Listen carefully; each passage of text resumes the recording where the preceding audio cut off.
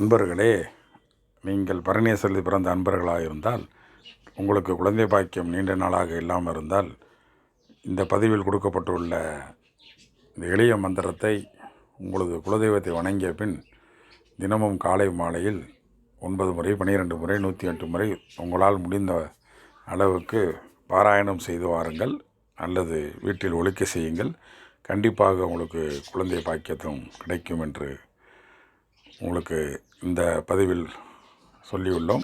ஓம் வன்னிதேகாயை வித்மஹே மகாதபாயை தீமஹி தன்னோ கிருத்திகா பிரச்சோதயாத்.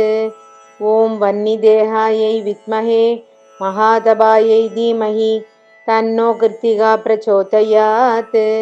ஓம் வன்னிதேகாயை வித்மஹே மகாதபாயை தீமஹி தன்னோ கிருத்திகா பிரச்சோதயாத்.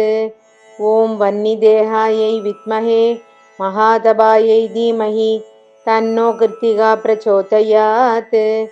ஓம் வன்னிதேகாயை வித்மஹே மகாதபாயை தீமஹி தன்னோ கிருத்திகா பிரச்சோதயாத். ஓம் வன்னிதேகாயை வித்மஹே மகாதபாயை தீமஹி தன்னோ கிருத்திகா பிரச்சோதயாத். ஓம் வன்னிதேகாயை வித்மஹே மகாதபாயை தீமஹி தன்னோ கிருத்திகா பிரச்சோதயாத். ஓம் வன்னிதேகாயை வித்மஹே மகாதபாயை தீமஹி தன்னோ கிருத்திகா பிரச்சோதயாத். ஓம் வன்னிதேகாயை வித்மஹே மகாதபாயை தீமஹி தன்னோ கிருத்திகா பிரச்சோதயாத்.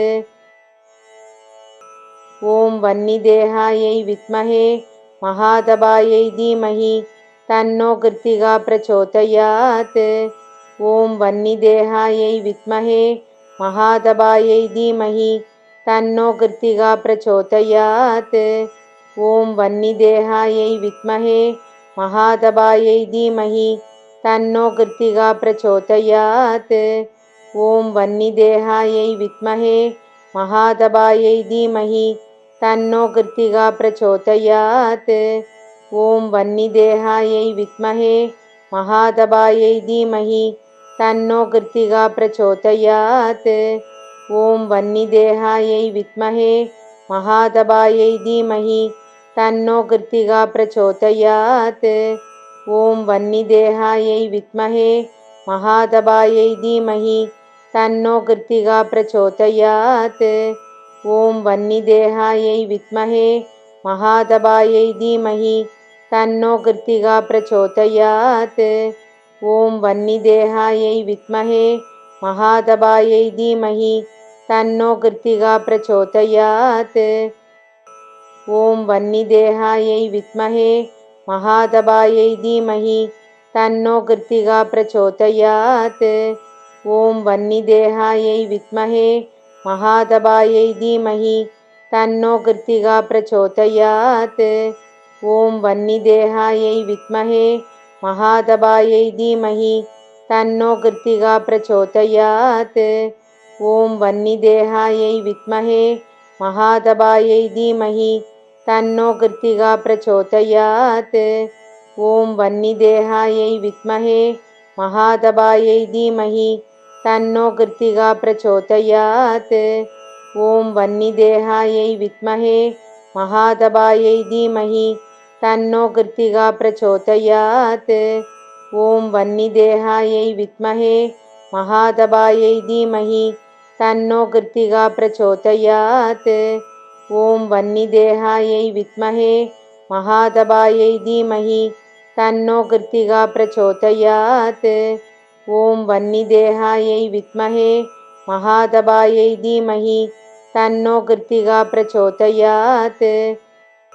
ஓம் வன்னிதேகாயை வித்மஹே மகாதபாயை தீமஹி தன்னோ கிருத்திகா பிரச்சோதயாத். ஓம் வன்னிதேகாயை வித்மஹே மகாதபாயை தீமஹி தன்னோ கிருத்திகா பிரச்சோதயாத்.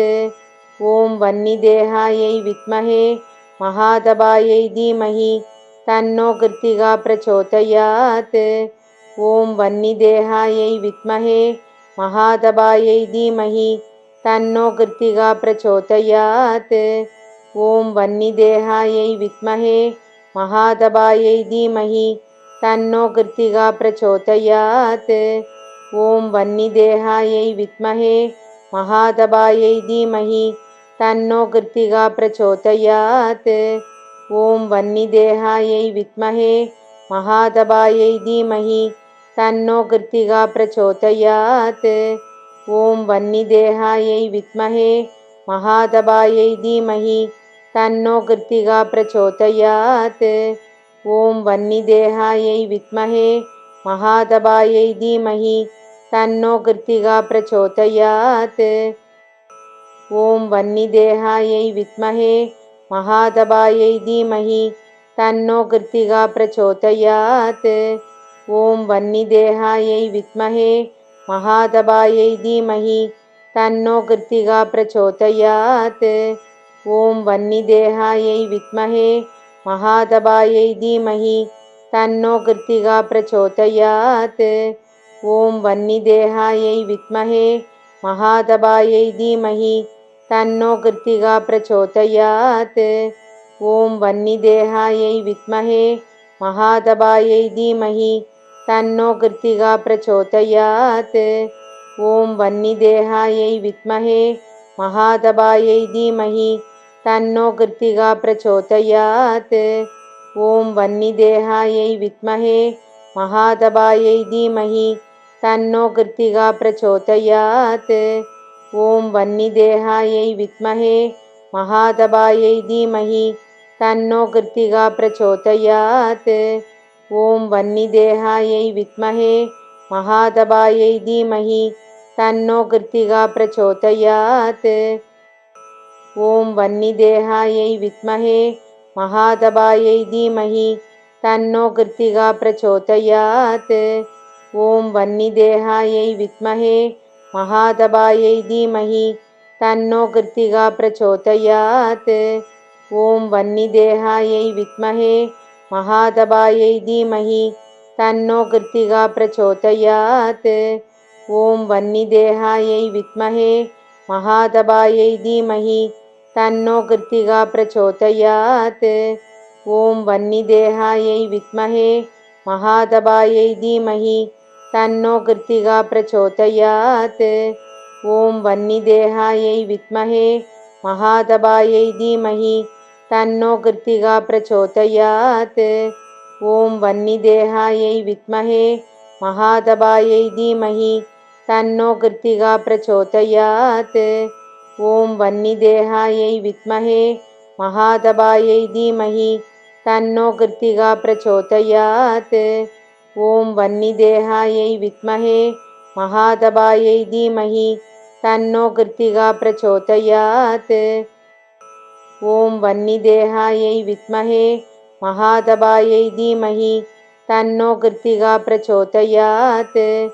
ॐ वह्निदेहायै विद्महे महादबायै धीमहि तन्नो कृत्तिका प्रचोदयात्। ॐ वह्निदेहायै विद्महे महादबायै धीमहि तन्नो कृत्तिका प्रचोदयात्। ॐ वह्निदेहायै विद्महे महादबायै धीमहि तन्नो कृत्तिका प्रचोदयात्। ॐ वह्निदेहायै विद्महे महादबायै धीमहि तन्नो कृत्तिका प्रचोदयात्।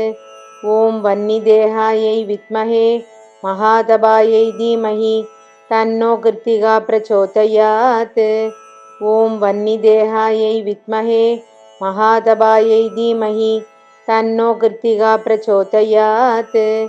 ॐ वह्निदेहायै विद्महे महादबायै धीमहि तन्नो कृत्तिका प्रचोदयात्। ॐ वह्निदेहायै विद्महे महादबायै धीमहि तन्नो कृत्तिका प्रचोदयात्। ॐ वह्निदेहायै विद्महे महादबायै धीमहि तन्नो कृत्तिका प्रचोदयात्। ॐ वह्निदेहायै विद्महे महादबायै धीमहि तन्नो कृत्तिका प्रचोदयात्। ॐ वह्निदेहायै विद्महे महादबायै धीमहि तन्नो कृत्तिका प्रचोदयात्। ॐ वह्निदेहायै विद्महे महादबायै धीमहि तन्नो कृत्तिका प्रचोदयात्। ॐ वह्निदेहायै विद्महे महादबायै धीमहि तन्नो कृत्तिका प्रचोदयात्। ॐ वह्निदेहायै विद्महे महादबायै धीमहि तन्नो कृत्तिका प्रचोदयात्। ॐ वह्निदेहायै विद्महे महादबायै धीमहि तन्नो कृत्तिका प्रचोदयात्। ॐ वह्निदेहायै विद्महे महादबायै धीमहि तन्नो कृत्तिका प्रचोदयात्। ॐ वह्निदेहायै विद्महे महादबायै धीमहि तन्नो कृत्तिका प्रचोदयात्। ॐ वह्निदेहायै विद्महे महादबायै धीमहि तन्नो कृत्तिका प्रचोदयात्। ॐ वह्निदेहायै विद्महे महादबायै धीमहि तन्नो कृत्तिका प्रचोदयात्। ॐ वह्निदेहायै विद्महे महादबायै धीमहि तन्नो कृत्तिका प्रचोदयात्। ॐ वह्निदेहायै विद्महे महादबायै धीमहि तन्नो कृत्तिका प्रचोदयात्। ॐ वह्निदेहायै विद्महे महादबायै धीमहि तन्नो कृत्तिका प्रचोदयात्। ॐ वह्निदेहायै विद्महे महादबायै धीमहि तन्नो कृत्तिका प्रचोदयात्। ॐ वह्निदेहायै विद्महे महादबायै धीमहि तन्नो कृत्तिका प्रचोदयात्। ॐ वह्निदेहायै विद्महे महादबायै धीमहि तन्नो कृत्तिका प्रचोदयात्। ॐ वह्निदेहायै विद्महे महादबायै धीमहि तन्नो कृत्तिका प्रचोदयात्। ॐ वह्निदेहायै विद्महे महादबायै धीमहि तन्नो कृत्तिका प्रचोदयात्। ॐ वह्निदेहायै विद्महे महादबायै धीमहि तन्नो कृत्तिका प्रचोदयात्। ॐ वह्निदेहायै विद्महे महादबायै धीमहि तन्नो कृत्तिका प्रचोदयात्। ॐ वह्निदेहायै विद्महे महादबायै धीमहि तन्नो कृत्तिका प्रचोदयात्। ॐ वह्निदेहायै विद्महे महादबायै धीमहि तन्नो कृत्तिका प्रचोदयात्। ॐ वह्निदेहायै विद्महे महादबायै धीमहि तन्नो कृत्तिका प्रचोदयात्। ॐ वह्निदेहायै विद्महे महादबायै धीमहि तन्नो कृत्तिका प्रचोदयात्। ॐ वह्निदेहायै विद्महे महादबायै धीमहि तन्नो कृत्तिका प्रचोदयात्। ॐ वह्निदेहायै विद्महे महादबायै धीमहि तन्नो कृत्तिका प्रचोदयात्। ॐ वह्निदेहायै विद्महे महादबायै धीमहि तन्नो कृत्तिका प्रचोदयात्। ॐ वह्निदेहायै विद्महे महादबायै धीमहि तन्नो कृत्तिका प्रचोदयात्। ॐ वह्निदेहायै विद्महे महादबायै धीमहि तन्नो कृत्तिका प्रचोदयात्। ॐ वह्निदेहायै विद्महे महादबायै धीमहि तन्नो कृत्तिका प्रचोदयात्। ॐ वह्निदेहायै विद्महे महादबायै धीमहि तन्नो कृत्तिका प्रचोदयात्। ॐ वह्निदेहायै विद्महे महादबायै धीमहि तन्नो कृत्तिका प्रचोदयात्। ॐ वह्निदेहायै विद्महे महादबायै धीमहि तन्नो कृत्तिका प्रचोदयात्। ॐ वह्निदेहायै विद्महे महादबायै धीमहि तन्नो कृत्तिका प्रचोदयात्। ॐ वह्निदेहायै विद्महे महादबायै धीमहि तन्नो कृत्तिका प्रचोदयात्। ॐ वह्निदेहायै विद्महे महादबायै धीमहि तन्नो कृत्तिका प्रचोदयात्। ॐ वह्निदेहायै विद्महे महादबायै धीमहि तन्नो कृत्तिका प्रचोदयात्। ॐ वह्निदेहायै विद्महे महादबायै धीमहि तन्नो कृत्तिका प्रचोदयात्। ॐ वह्निदेहायै विद्महे महादबायै धीमहि तन्नो कृत्तिका प्रचोदयात्। ॐ वह्निदेहायै विद्महे महादबायै धीमहि तन्नो कृत्तिका प्रचोदयात्। ॐ वह्निदेहायै विद्महे महादबायै धीमहि तन्नो कृत्तिका प्रचोदयात्। ॐ वह्निदेहायै विद्महे महादबायै धीमहि तन्नो कृत्तिका प्रचोदयात्। ॐ वह्निदेहायै विद्महे महादबायै धीमहि तन्नो कृत्तिका प्रचोदयात्। ॐ वह्निदेहायै विद्महे महादबायै धीमहि तन्नो कृत्तिका प्रचोदयात्।